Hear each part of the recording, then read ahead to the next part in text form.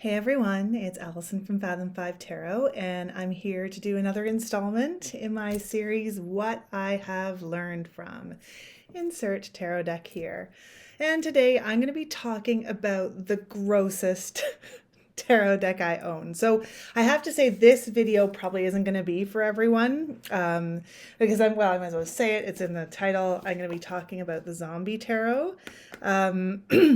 Initially, I had thought when I was planning out this series, I wouldn't talk about this one until October because it's a very like Halloween-y deck. I don't really use it that much outside of the fall season and October season, but I have a lot of Halloween-y type decks and I'd have to do like 15, not 15, but a bunch in October in order to get through them all.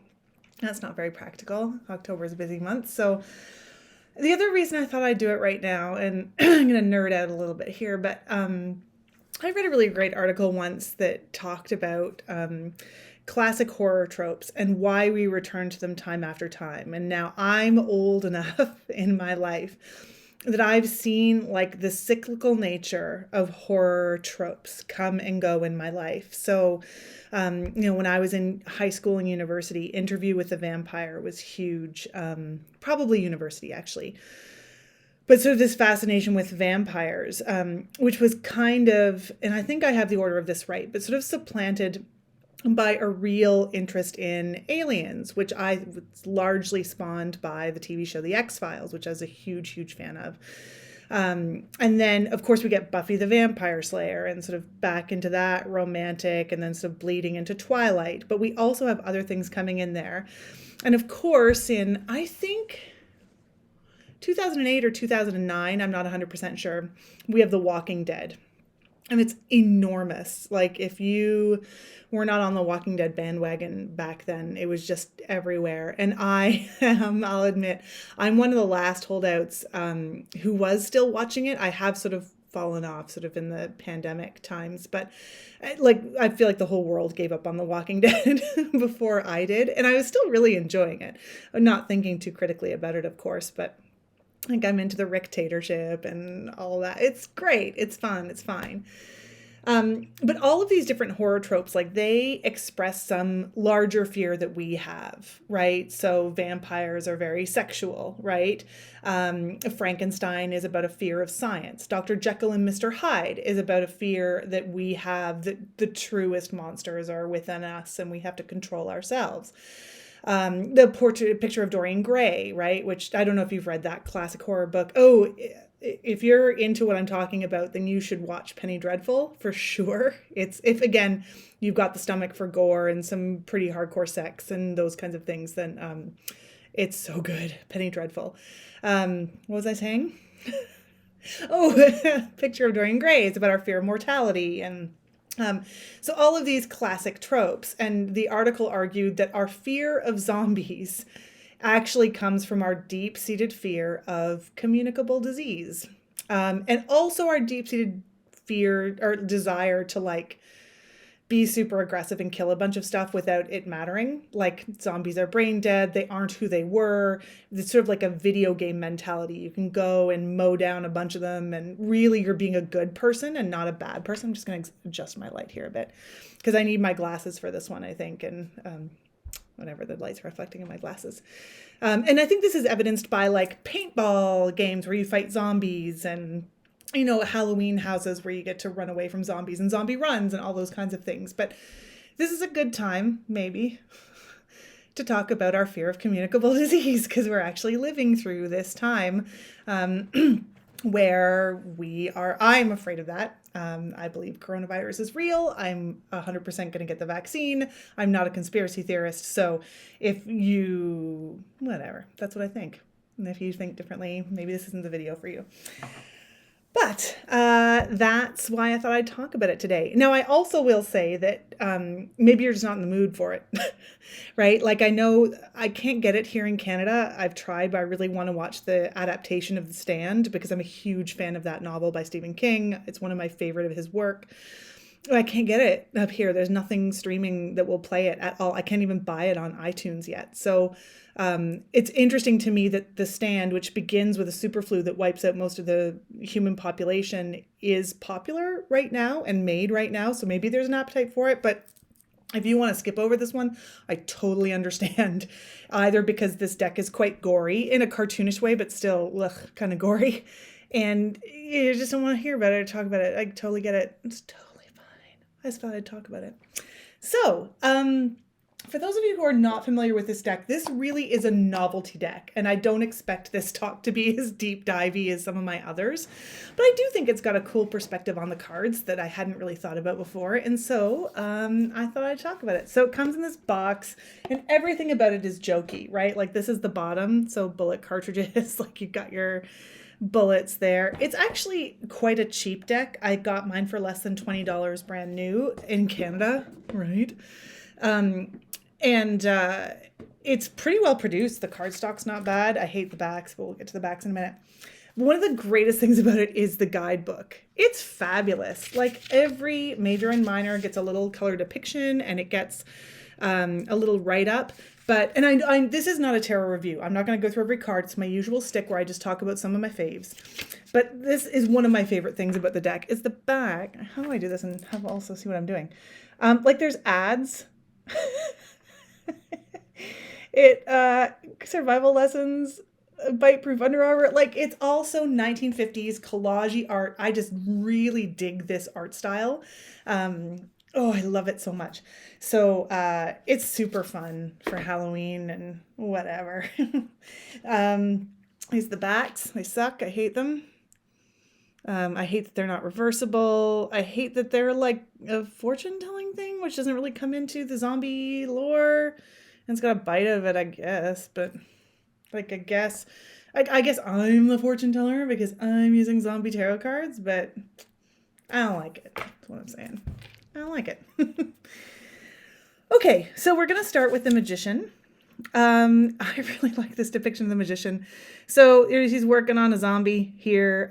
He's got the hacksaw in his hand, and he's got all of his knowledge. And you can see, again, the collage-y 1950s Good Housekeeping advertisement style of the cards. What I really like about it is it considers me to think about, it considers me. It's the end of the day, sorry. It makes me think about the possible hubris of the magician. So hubris is like getting wrapped up in your own ego. This is a literary term. It's a tragic flaw. It's one of the most common tragic flaws in literature is a character's self-involvement. So I think you could interpret the magician here as two ways. One is he's studying the zombies to try and stop the zombie apocalypse, but it also could be that he made them because he's playing God. And I think that's a side of the magician that I don't often see in a card and I don't often consider in my reading, right? Like there's a chance with the magician that you could step where you are not supposed to go and play with things that you're not supposed to play with. Not in terms of fear, right? But, you know, like sort of the classic idea, like a love spell on somebody else, which we all know is a dumb, stupid idea because who's it going to affect? It's going to affect you, right? Like that's going to change your way of thinking and you shouldn't do crap on other people without their permission and blah, blah, blah. Anyway, I really like it for that ambiguity that I don't often think about with that card. I really, again, so, and we're not into the gory yet. I'll try and give you a heads up about the goriest ones, because there are some super gross ones. So the Empress, I love, again, this styling, and we've got the idea of the gardens, and the magician, and also this really nurturing, mothering side, but also kind of problematic. Now, one of the things I'm going to talk about is the perspectives in this deck, which is really cool because it changes from suit to suit. And she is that mothering energy. She's protecting the little girl, even though that's maybe not the best idea. And when we have that protective energy, here we go. Oh God, it's playing with my necklace. 1 second. When we have that protective energy, sometimes it can blind us to the best situation. We can be super overprotective of people that maybe aren't making good decisions or enablers. Cat, stop being so distracting. Jeepers. Again, sort of a duality to this card that I don't often consider. Cool. I'm not going to say too much about the Hierophant, except for we look to the Hierophant for wisdom, and we should look at properly vetted news sources and not be conspiracy theorists. That's all I'm going to say about that. The Devil. The Devil card. We've got a hand with a cigarette in it in front of one of those old-timey cigarette dispensers. And what I love about this is like the prioritizing, like there's a zombie apocalypse, but also I've risked my life here to come and get some smokes, which is, and again, I don't want to discount, like this is a serious addiction and incredibly, incredibly hard to quit. I admire so much people who are even just trying to cut back. It's a ton. But you know, can you reduce the amount of danger you put yourself in physically, emotionally, especially given certain situations? It's a great reminder. And the Judgment card was the last I picked from the majors. This is, again, this deck has such a great sense of humor. It makes me laugh like crazy. And so we're going to drop a nuke and we're going to nuke these zombies. But what I like about it is this button here. Like, that's my finger on the trigger. And there's going to be consequences. There's going to be literal fallout from dropping a nuke. And let's think about the consequences. If this is a big decision, then it better be carefully weighed, because it makes a big difference to the people there. And again, I often think of the Judgment card as like facing judgment from others. But I think it's a really great reminder that, you know, maybe we're judging, and let's take that seriously. Okay, so all of the suits in the Zombie Tarot are the same, except for the pentacles, which become the hazards. And they've got this really funny, like, little hazard symbol, because, again, material of the earth. I think it's cute and funny, and I like it. So the Ace of Hazards, we've got this disembodied hand, reaching up from the ground. And I really like that it's bejeweled, right? This idea that the jewels don't matter in the end. Like the sprouting from the ground is what matters, right? Like the Ace of Pentacles, these material things, but where is your material focus? I like that very much, because your jewels don't matter if they are on a zombie arm. The Four of Hazards, so Four of Pentacles. Oh gosh, I really like this one a lot. So it's like a grocer or a shopkeeper who's barricaded himself in with food and supplies and plugging his ears to the people outside. Not dissimilar from the Rider-Waite-Smith, but that active act of tuning out the needs of others is made very explicit in this deck, not just sort of insecurity and keeping things to yourself. This is not a subtle deck.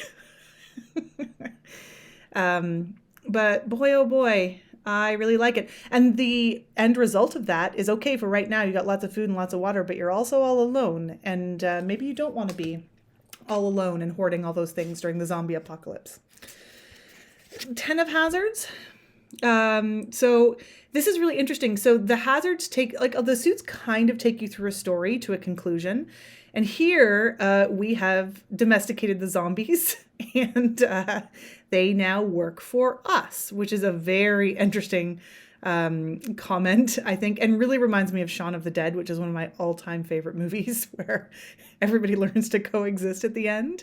So again, the Ten of Pentacles, the sort of structure has been regained, and the material world is sort of as it is. No one's frightened here. We got the poodle. I find that one really funny. And finally, we have the Queen of Hazards. So this continues on this particular idea. The Queen of Pentacles, now she's chained to her little chair there, right? So again, we're coexisting. But this idea of also like giving yourself permission to live in the material world. She's dressed up. She's beautiful. Sure, she doesn't have any arms, but that appreciation of material things without going overboard is what I really like there. Now we're moving on to the cups. So there are a few cards like this. This is representative of a few cards, but some of them are labeled like old-timey scientific textbooks. So again, this cracks me up. So we have a content but decapitated head, but we have all of the emotions in there, right? Love, but it's balanced. Love, satisfaction, but then we've got sadness and hunger and hate and anguish and envy, like all of these things perfectly encapsulated in one brain, one incredible brain. And yet there's this sort of contentment. And just to remind yourself that like emotions, that is natural. That combination of emotions is natural. It's what you do with them and how you deal with them that matters. So while it's such a cheeky, silly card, it does make me laugh. Now, in this, in the cups, because it's the cards of emotion, we have emotions. I probably should have pulled one more. I might just try and pull one more just to demonstrate. I'm not going to be able to find anything now. Like just sort of an acceptance with what's happening. I'm doing this upside down. I can pull the 3 of cups. Oh yeah, that's a good one. Okay. It's like the zombies and the humans have like emotional connections in this particular suit, which again, it makes me laugh so hard. But so here our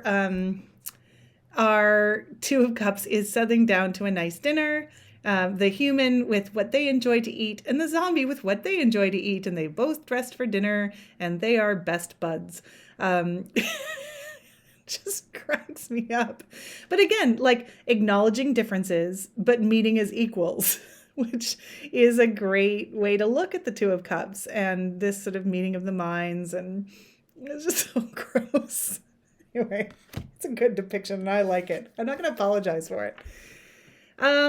There's the example of the 4 of cups. Again, this relationship between the zombies and the humans. But again, the 4 of cups in the Rider-Waite-Smith is sort of not taking into account maybe what you do have and sort of being sullen. And now he doesn't look particularly sullen, but I mean, zombie wife is still doing her best here. Trying to help him out, and he seems, you know, like oh, we're world weary and it's difficult. So even if your wife's a zombie, just, you know, just appreciate it because she's doing things for you. Try and appreciate this cat. You don't even want to sit here. I know you don't. Let's see if you stay down here. 9 of cups. So again, this is the card of contentment. You know, usually it's like a woman and she's got everything she possibly needs. Although I think it's really interesting here, like she's in her bunker and, you know, she's safe, but there's a more beautiful area outside. Now there is this sense of contentment. Like I don't even need to look out there. I got everything I need. I don't have to be on watch. I'm warm. I'm cozy. I've got what I need. But let's maybe take a bit longer to appreciate the beauty around here. I like that. And, oh my gosh, cat, I appreciate you so much. Mwah, go away. Page of Cups. So here we have a little zombie dude, a little zombie kid. And what I really like about it is that he's a zombie, but it's like that inner child, that childlike emotional energy. I know. And he's still building sandcastles and he's got his little toys. And of course, okay, so there's a brain in his sand bucket, but I know. But we have that. Oh, you're going to start playing with that, are you? Okay. Now I have, next I have I done wands? No, I'm going to do wands at the end, I think. No, I'll do wands now. So wands. Now, when we get to the wand suit, we are firmly in the perspective of the zombies. Zombies become the good guys. We want to root for the zombies, which I find hilarious. And I love it to bits. Again, just like the different perspectives, which I think could really deepen your reading, right? Just considering it from other views. So here we have the 3 of wands. And I picked the 3 and 4 because they're part of the same narrative. So here we have a family, they're having a birthday party inside their house, And the zombies have decided that this is the world that they want to conquer, right? That Three of Wands energy. They're going to go out and seek forth, and they are going to use a giant bone. I don't know what they ate to get that bone, Triceratops or something. But they're going to batter their way in, and they are going to conquer. So really, we're meant here to be on the side, I think, of the zombies, or that's how I interpret it anyway, when you think about that Three of Wands energy. And then here's the Four, right? That sort of celebration, that victorious. The people are gone. There's a bunch of bloody bones, and the zombies are having the party. Right? Like, it makes me laugh so hard. Sorry, my cat's playing with something down there. And this is like, the undead are victorious is our Six of Wands card, right? Like, they have won. It's official. The picture is of a zombie holding up a bone. No hope, you're on your own. Like, clearly, again, we are meant to identify here with the zombies, which is great. The Wands.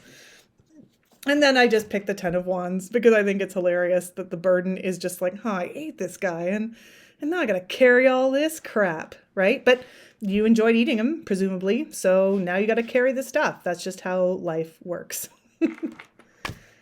Okay, and finally, we're at the swords. I love swords, guys. The Five of Swords. So I find this actually a fascinating Five of Swords card. Two people. One at different sort of areas of disadvantage. So one of them has been injured, and one of them is shirtless and shoeless, which is a huge disadvantage. Maybe they should be working together, but they are fighting over that gun, right? Is there a way that they're going to get eaten because of this fight? So what could you do to change that situation? I really like that Five of Swords representation. I know. Oh, she's got a toy against the wall. Six of Swords. I just love this. I know, I'll get it for you in a minute. This interpretation that they're sailing to clearer waters and that he is there to support her and she's just blasting away with that gun. And there is no question they're going to get to a safer place. Look how calm they are. That's so funny. The Knight of Swords, again, this like dashing energy, this like going out and solving the problem. And again, I don't know if it's showing up very well. But this is a lot of manpower and gunpowder to solve this zombie problem. And sure, you're going to solve it because you're going to run over zombies with tanks, but there's also civilians there. And just be certain in that aggressive Knights of Swords, like, I'm getting to it, I'm doing this thing energy, that you're not trampling over something else in your haste and your, just your determination to get that thing done. So I really like that. And finally, Queen of Swords. I have a special relationship with the Queen of Swords card. And this, again, every card cracks me up. I shouldn't keep saying it. But like Nana here, she's got it going on. She is smart. She has set a trap for the zombies with a human foot. And this is like a real sort of wisdom of experience that we think of the Queen of Swords as being sort of sometimes like cold and removed and calculating, but this comes from a lifetime of experience. I love that they depicted her as older, as this sort of grandmother who might be normally kind of discounted as a weak victim. But she good. She is fine here. So that's the Zombie Tarot. I don't think I actually showed a lot of the grossest cards. Should I? I don't know. I could have shown a ton more. And it is just such a funny deck. If you are trying to think about decks to take off your to buy list, I admit that this is not a deck that I use a lot outside of the Halloween season. It is pretty niche for me. And the gross images, that's not true. Once I've used it to read for someone else because they asked for it. Like, I was like, oh, I have this. It was the Halloween season, right? Like, and they were like, yeah, that's awesome and fun. But in a general, like in a January reading for somebody or summertime reading, I just don't see it. I don't see people being like, oh, what I really, really want out of your options you've given me is the zombie tarot. So if you've got $20 and you want to treat yourself so that you've got something funny and cheeky and yet a really solid deck for the Halloween season, then yeah, check it out for sure. But it was sort of, it was just that for me, the way I buy a Christmas decoration or like an extra thing to put in my house at Halloween, which I love. Like, this is the zombie tarot for me.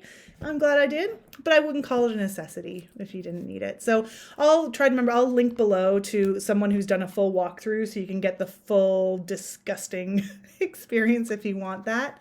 And until next time, I hope that everyone is happy and healthy. Please wear a mask, please stay safe, and take care of each other. Have a great day.